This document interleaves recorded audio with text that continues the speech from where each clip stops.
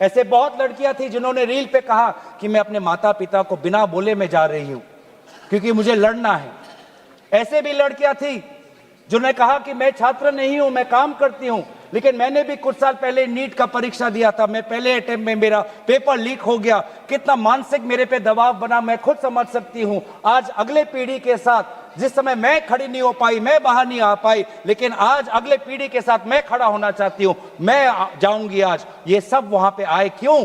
क्योंकि उन्होंने इतिहास को याद किया कि जिस प्रकार से सावित्री बाई फुले हो या फातिमा शेख हो, जिस प्रकार से समाज ने उन पर उत्पीड़न किया, लेकिन वो कभी भी अपने बाग से हटे नहीं। युवा लोग आए, एक लड़का था हरे शर्ट में, वो पुलिस को बोल रहा कि आ मार, मुझे मारो, मारो सर मारो। उसमें वो भगत सिंह का जज्बा हमें दिखाई दिया।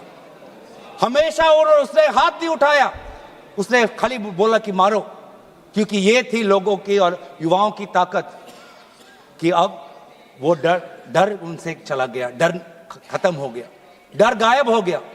लाठी है, दर्द होगा, रात को सोने में मुश्किल होगी, लेकिन सब लोग कह रहे थे कि कुछ नहीं होता, अगर शिक्षा के लिए, अपने भविष्य के लिए अगर मुझे 2-3 लाठी भी खानी पड़ेगी तो मैं लाठी खाने जाऊंगा। ऐसे भी लोग थे जो 20 जुलाई के रात को आए। वो 20 जुलाई के सुबह नहीं थे, 7 बजे नहीं थे, 4 बजे दोपहर को नहीं थे, वो रात को 10 बजे आए। क्यों? कि उनको दुख हुआ। उन्होंने रील में देखा कि किस प्रकार से पुलिस वालों ने बच्चों पर हाथ उठाया और उन्होंने बोला कि चलो मैं भी एक लाठी खाने जाऊंगा। यह है हमारा युवा शक्ति। मैं इस सदन से भारत के युवा समाज को मैं नमन करता हूं, आभार प्रकट करता हूं, शुभकामनाएं मैं देता हूं, धन्यवाद देना चाहता हूं कि आपने हमें दोबारा याद दिलाया कि लोकतंत्र का मतलब क्या है। आपने दोबारा हमें याद दिलाया कि सवाल पूछना आप सबका, हमारा सबका मौलिक अधिकार है। हमने वो भी देखा उस मध्य प्रदेश से आए हुए आदमी को जिसके सर पर खून निकल रहा था। क्यों? क्योंकि कांटों से भरा हुआ एक डंडा उसके सर पर पड़ा और उसने तब भी वो पीछे नहीं हटा। खून से लथपथ उसका चेहरा, उस समय भी पुलिस को ललकार रहा था कि देखो ये लोकतंत्र है, लोकतंत्र में जनता जनार्दन है, जनता प्रजा राजा होता है। ये है वहां की उस ताकत। बहुत लोग कहते हैं कि बहुत से गलत शब्द भी उस सभा में, जंतर मंतर में किए गए। मैं उन गलत शब्दों का जो मर्यादा से बहुत दूर है, अमर्यादित है, उन शब्दों का समर्थन नहीं करता, लेकिन उन शब्दों के बारे में भी याद करना चाहिए जो बाकी बच्चों ने हमें याद दिलाया। किसी एक बच्चे ने याद दिलाया वसीम बरेली की कविता, जिसमें लिखा है, जो उसूलों पर आंच आए तो टकराना जरूरी है, जिंदा हो तो जिंदा नजर आना जरूरी है। ये हैं बच्चे, ये है वो बच्चे और जो अलग अलग प्रदेश से आए हैं। मैं धन्यवाद देना चाहता हूं कि इन्होंने अपनी इंसानियत दिखाई। हर वो बेटी जो वहां जाती थी वो कहती थी कि ये जंतर मंतर, ये ऐसा एक जगह बन गया है जहां पर मैं अपने आप को सुरक्षित महसूस करती हूं। जब पुलिस की लाठी आती है तो कोई अनजाना व्यक्ति, कोई अनजाना उसके सामने आकर अपने शरीर से उस लड़की को बचाता है, डंडा उसके लड़के के शरीर पर पड़ता है, वो लड़का कहता है कि इस उंगली से मैंने पिछली बार कमल पर वोट डाला, आज इसी उंगली को कमल के पुलिस ने तोड़ डाला। ये है उनका साहस। आज समाज, मैं पूरे छात्र के साथ पूरे समाज को भी मैं धन्यवाद करना चाहता हूं। उस गुरुद्वारों को के संचालकों को मैं धन्यवाद करना चाहता हूं जिन्होंने अपना दरवाजा खोला, लोगों को वहां पे शरण दिया।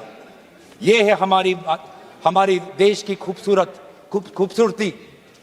मैं धन्यवाद देना चाहता हूं कि देश भर से लोगों ने फोन किया कि मैं वहां जा नहीं सकता, लेकिन स्विगी के द्वारा उन बच्चों को खाना तो पहुंचा सकता हूं। मैं धन्यवाद करना चाहता हूं उन वकीलों का, वो चाहे सुप्रीम कोर्ट के बाहर हो, चाहे वो जंतर मंतर पे आए हो, सब ने बोला कि लोकतंत्र के साथ, संविधान के पक्ष में आज हम सब यहां पे खड़े हैं।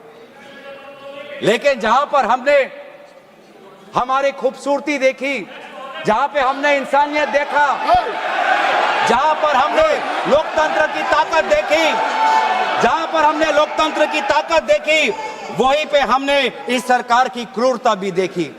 हमने देखा आपने किस प्रकार से पैलेट गन का इस्तेमाल किया, हमने देखा किस प्रकार से आपने इलेक्ट्रिक बेटन का इस्तेमाल किया, हमने वो भी नजारा भी देखा कि किस प्रकार से एक पुलिस कर्मचारी ने एक लड़की के गाल पर थप्पड़ मारा। वो एसीपी भी, वो एसीपी का नाम भी हमें याद है, उस पुलिस कांस्टेबल का चेहरा भी याद है जिसने अपने डंडे के साथ एक लड़की के प्राइवेट पार्ट पे उसने आक्रमण किया।